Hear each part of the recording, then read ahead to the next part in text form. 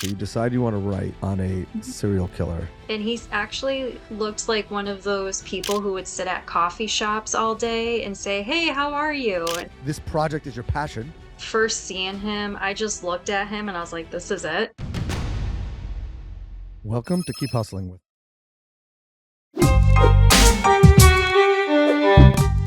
Welcome to Keep Hustling, where we are going past the why to get to the how. I'm your host, the always hustling Aaron Gordon, aka NY Risk Advisor, aka Mr.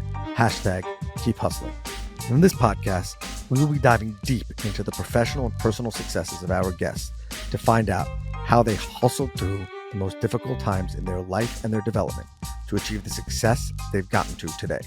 So buckle up for what hopes to be an amazing ride. And of course, now and always, keep hustling. Welcome to Keep Hustling with my guest, Chelsea Noel. Chelsea, thank you so much for being here today. Thank you.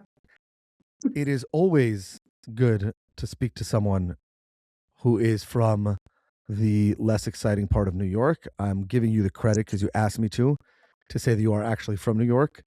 I hope that my New York City friends, the real true New Yorkers, are not upset at me for allowing your Buffalo, New York heritage to be called growing up in New York. So we'll just kind of go with that. How's that? Sounds perfect. Okay, your story is an awesome one. I'm so excited for our listeners to hear about it. But I want to ask you, I usually take a step back, and I want to ask you the following question based on your bio. I don't read a lot of stuff, but you have a master's in mental health counseling and a minor in crime scene technology. And that kind of led you to where you are. So I just want to, how does a person get to those two things in their education? Like, what is it? Take us to your mindset, to kind of your thought process in doing that. I've heard of masters in mental health counseling. I've heard it. I can even wrap my head around a minor in crime scene technology. I'm just trying to figure out how the two come together to try to better understand you and your hustle. Sure. So I went back to college at 26, so later in life. I first wanted to enroll into crime scene detective work because I like true crime. I did 1 year of that, but then I took one psychology course and I fell in love with psychology. So I was like, how can I combine the two? And that's when I decided on forensic psychology, and then it just went from there. I mean, I think there is, if you think about it, first of all, I didn't even know that was a minor. I keep fixing my microphone. I apologize. I didn't know that was a minor, but I like that. I mean, I assume that there's a huge connection between crime and psychology and obviously writing, what you do and all that. I love the idea of like the crime scene. Like I'm just picturing one of these TV shows where like the way the murderer is found is via someone finding some psychoanalysis thing to do on the fact that they, entered through the bedroom window and not the bathroom window or whatever else. But I guess I played too much Clue as a kid. Okay. Oh, I'm jumping in over here. Okay, we're just gonna do it. You have a very interesting pen pal story. You started to tell it. I didn't even think we were gonna go there, but then I was like, we got to just do this on air. So I think that let's get into the hustle of that. The floor is yours. Okay. So I have two stories that happened at the same time. And I think that's where like the clash was going. But I began my journey for an undergrad honors thesis summer 2019. That's where I decided to reach out to a Buffalo serial killer, the Bike Path Rapist. I gained his trust. I completed my thesis. Time out. Where was he at this time? How'd you find him? Like, you can't just say you reached out to a serial killer rapist. Like, come on. Sure. Actually, funny story. He was actually in the APPU unit, which is Adult Protection Unit at Clinton Correctional Facility on the other half of New York State. And it was a 6-hour drive from Buffalo, right? We're picking on New York today. To the good part. To the good part.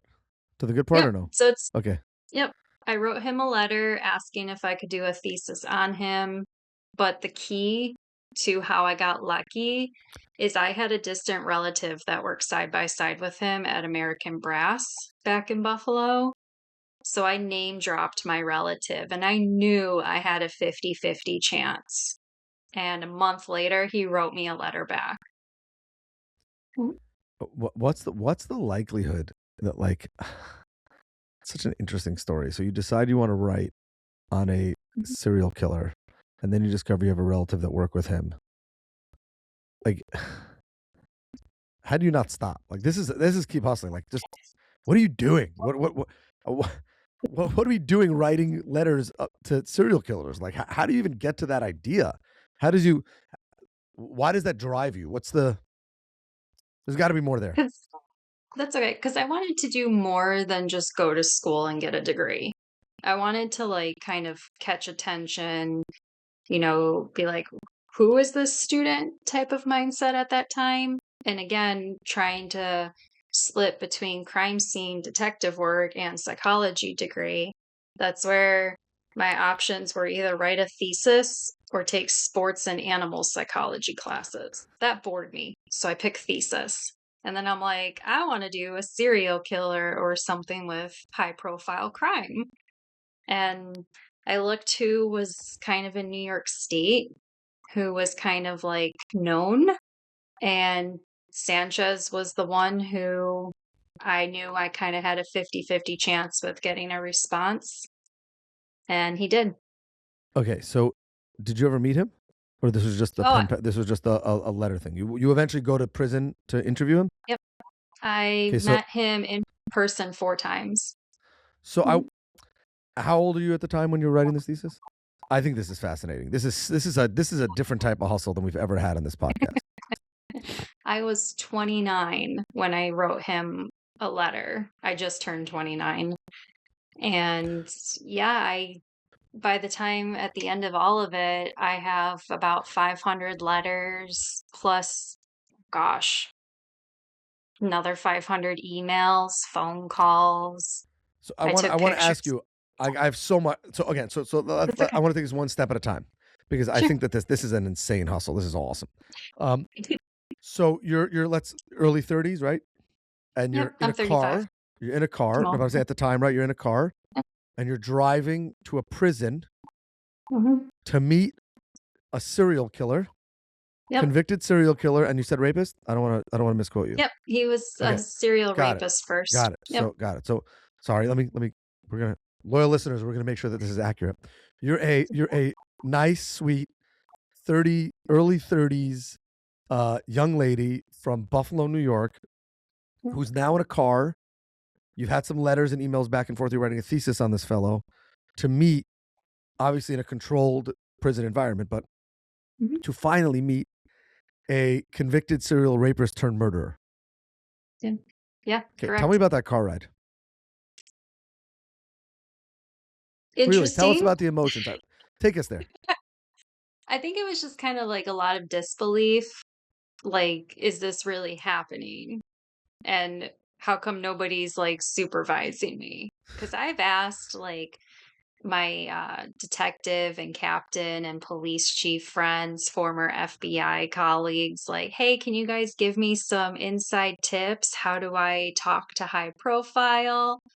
All of them said to me, they're like, "You are too smart for your own good, and you've gotten farther than any of us have in our careers. You've accomplished more in just a couple months than we did 30 years." And I'm like, "Please don't tell me that. That does not help me."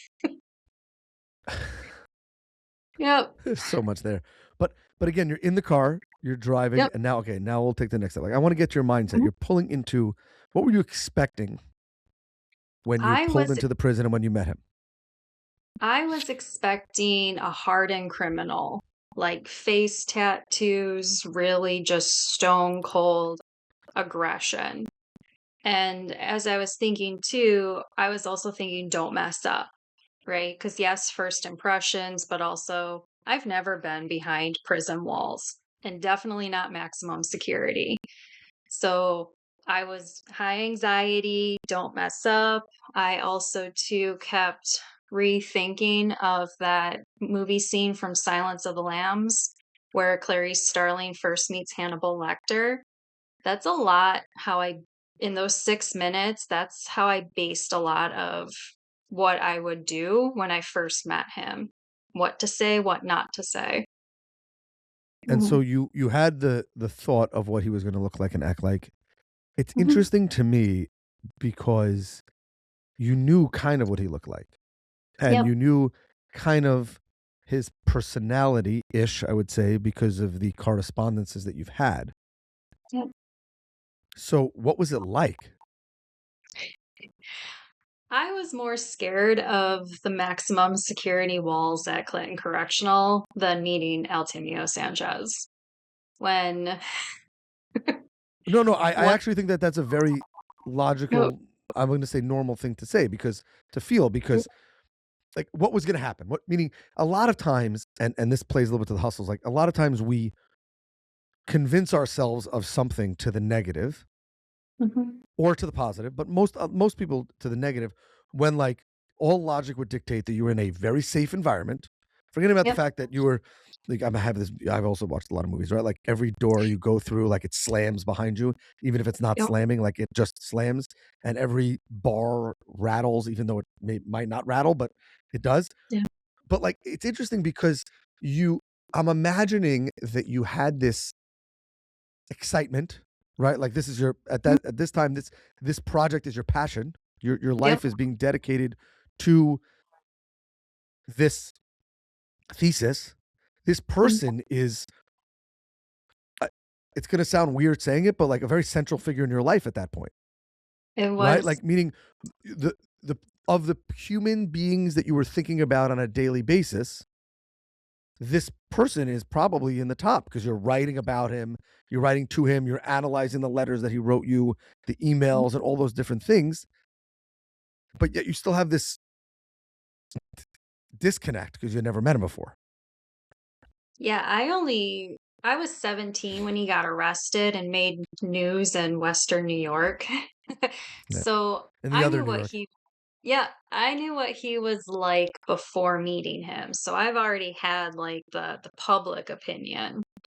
And actually, I didn't live that far down from his last bike path crime. So it could have been me.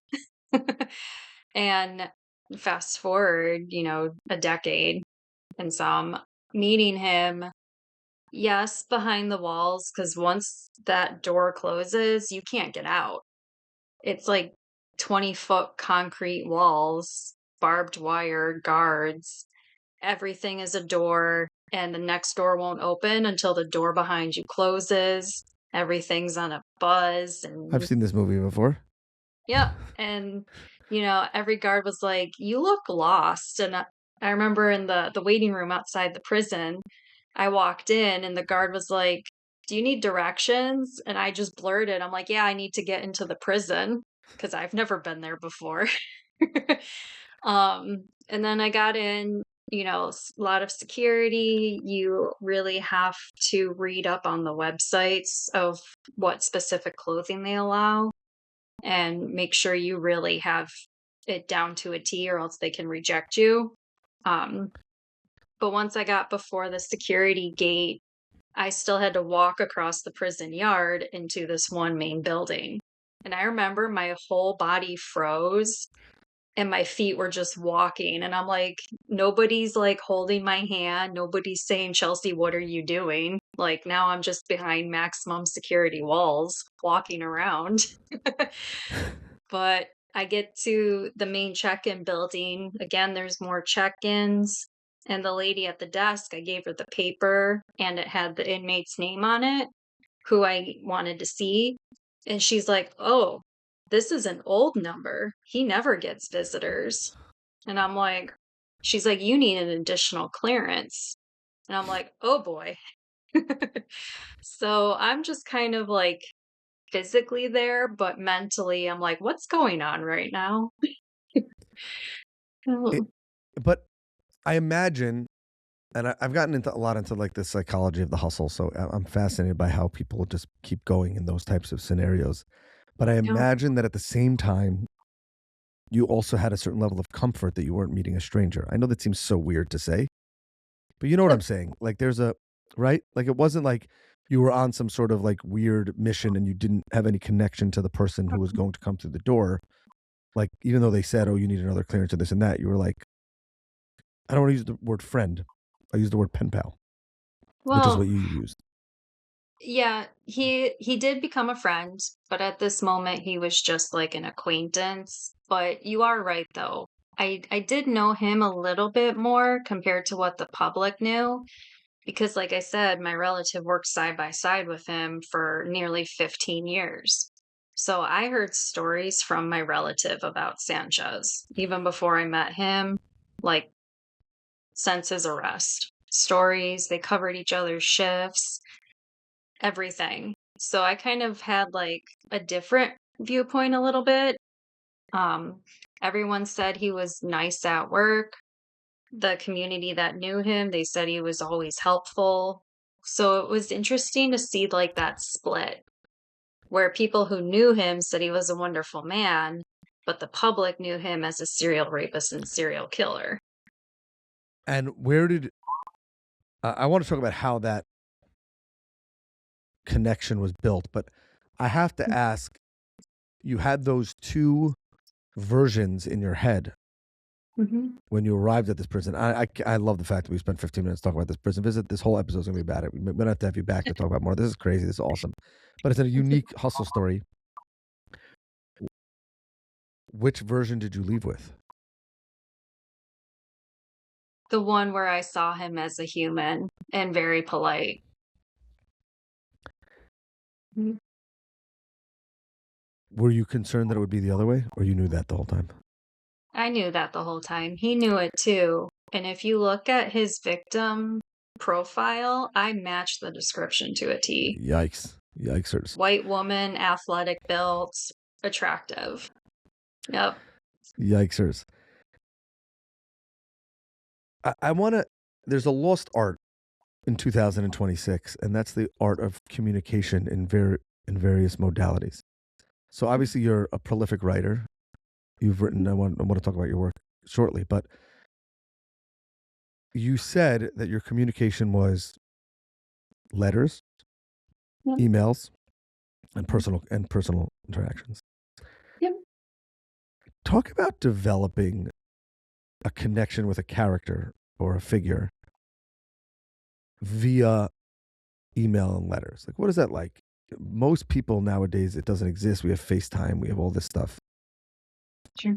It's so awesomely old school, but I just wonder, with your millennial tilt, how that all evens out or squares away. So, kind of studying human behavior and kind of what I knew about older generations is I think writing is a lost art. It truly is. And when I was thinking about the first letter to write him, I didn't want to sign it like sincerely or address it dear Mr. Sanchez. Like to me those were kind of cheesy, but I wanted to put a twist on it. And I picked it up in his responding letter. He was mimicking me. So I signed off with respect and then wrote Chelsea. And he responded in my letter, with respect, please answer this with respect. So I picked up right away he was mimicking me. But I can also tell too he was guarded. But the reason why I signed off with respect instead of sincerely is because I know that once you're, arrested, even if you're innocent, because I've seen it happen to friends too, once you get that label, nobody respects you. If you're, falsely accused and whatnot. Not saying Sanchez is innocent because he Did was you guilty. intend that when you wrote with respect? Yeah, I wanted to treat him with respect, so he kind of viewed me as someone serious, not But I'm just saying, was wasting that his time. because you assumed that most people treated him without respect, or he felt that most people didn't treat him with respect, or just the way you were raised to treat people with respect? Either answer is fine. I'm just curious. Yeah, actually, it was a combination of both because I grew up, always respect your elders, don't talk back. And I'm like, well, maybe let me just try it. What's the most Mhm. surprising thing you learned throughout that journey, which we spent time talking about? It's awesome. With writing the letter or just communicating with The him. whole thing of writing the letter, putting it in the mail. I assume the second you dropped it in the mailbox, you had this like moment, or like a day later, like, I wonder if he got it. I wonder if he's going to read it. I wonder if that was a mistake. I assume you Mhm. didn't. I assume you didn't think, but correct me if I'm wrong, that it would totally take over your life for the next few years and become your passion. Like Yeah, it's an amazing thing how sometimes taking that first leap or making that first move or doing something that's been on your mind, you write, you stop, you write, you stop, you write, you stop. Just doing it can really change the entire trajectory of someone's life. I mean, I assume that without this thesis and without that story and what you learned from there, then your personal and professional career would be vastly different.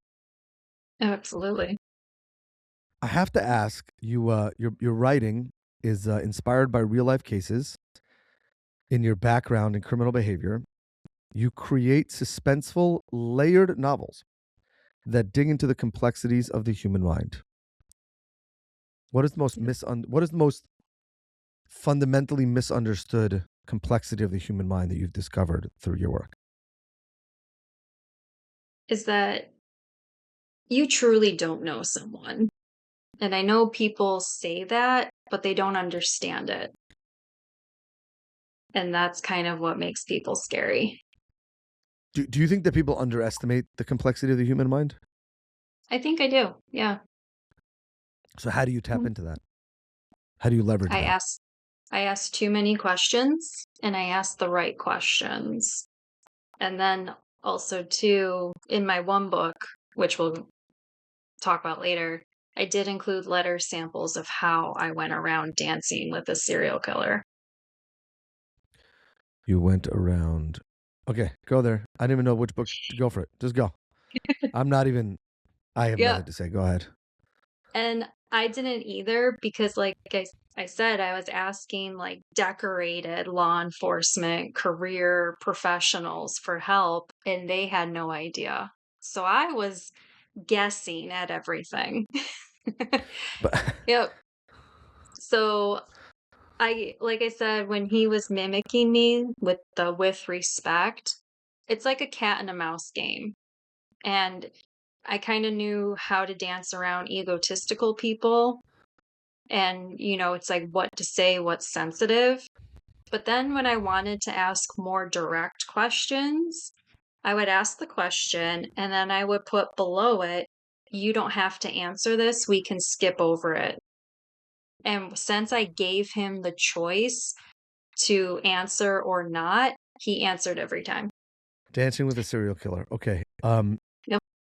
What does your family think of this? Well, I don't have a mom and long family story, but my paternal parent said you have to be honest with him. But didn't say what the heck? Like what? Like what? Oh, my parents weren't parents, if I'm being honest. So, yeah, I. they didn't care. You know, I actually I'm inspired by that. I'm inspired by one of the things that I try to do on this podcast and in every interview is kind of take something in lesson that maybe others won't see. And I think that what's amazing about your story is without that, Mm, you wouldn't have taken the risk you did. You wouldn't have gone the path you did. You wouldn't have do that. And very often, and I've said this about active parenting before, but I think that it's probably equally as true for parents who maybe don't do as good of a job as we say in the modern world.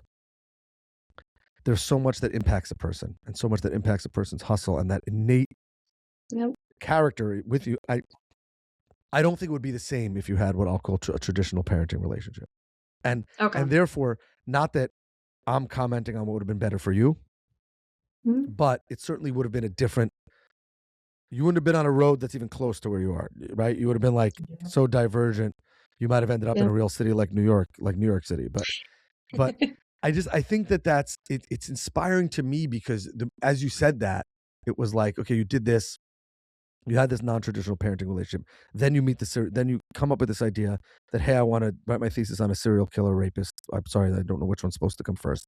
And then you do it, and then you write the guy, and then you email the guy, and then you go visit him 4 times, and then you have this thesis, and now you have 2 books that are about the complexities of the human mind and crime and all these things like that, and you're on crime scenes, you do all this crazy stuff, and it's like, imagine if you didn't have that freer upbringing. Not that I don't think that there's no value in parents, but you know what I'm saying? Oh, I get Like, it, and you're correct because my parentals long rabbit hole with that. I don't want to give them credit, but they also told my brother and I for out throughout our developmental years that we would never amount to anything in life because isn't they that never did. unbelievable? And but yet Yeah. that was probably one of the greatest influences. Those words are probably one of the greatest influences. So you don't want to give the credit, yet Yep. that's the source of the credit. Not what ultimately did it. That's you. But Yep. the the jet starter, you're the fuel. This was the spark plug. So I love that. Yep. What did we miss? What do we miss about your story? Tell me. Tell us. So what is that? When I met Sanchez, first seeing him, I just looked at him and I was like, "This is it." He he was a short, like 5'6" man, well built because he worked out in prison. But I think I was like his same height, and I'm like, "You're the one chasing women on bike paths." Like, Isn't that I something unbelievable about the human condition? It's unbelievable, right? yeah, it was nothing what I pictured, and he's actually looked like one of those people who would sit at coffee shops all day and say, "Hey, how are you?" and watch the morning work Grab traffic the door flowing for in. a couple of people. Yeah, That's yep. unbelievable. So, That's great. I love that. but Everybody should check out Noel novels. Everyone should check them out. Think this is one of the better stories that I've ever in 130 something episodes. This is one of the better stories. Thank you for reaching out. Thank you for being here. Chelsea, as you know, we have a closing tradition on this podcast where we ask our guests to leave us with their favorite motivational, inspirational quote, what it means to them, and what it means to their hustle. So, with that, I will say thank you again for, even though you're from Buffalo, New York, for joining us on the Keep Hustling podcast and for inspiring our listeners. so my favorite quote that I've keep telling myself is every path has its puddles. I love that. Every path has its puddles. Keep hustling Mhm. through it. It's a mindset, it's a lifestyle. And if your dreams in action, if you have dreams in action, then you'll never quit and keep your goals in sight. Thank you again, Chelsea, for being here. Thank you. This has been another episode of Keep Hustling. Remember, do well by doing good. And of course, and always, keep hustling. All right, hustlers, that brings us to the end of another fantastic episode. Thank you for listening. Be sure to subscribe to our podcast so you never miss an episode. If you have any suggestions, comments, or even just want to say hello, please feel free to reach out to us on all social media platforms. We are Keep Hustling Pod. Until next time, stay curious, stay hungry, and keep hustling.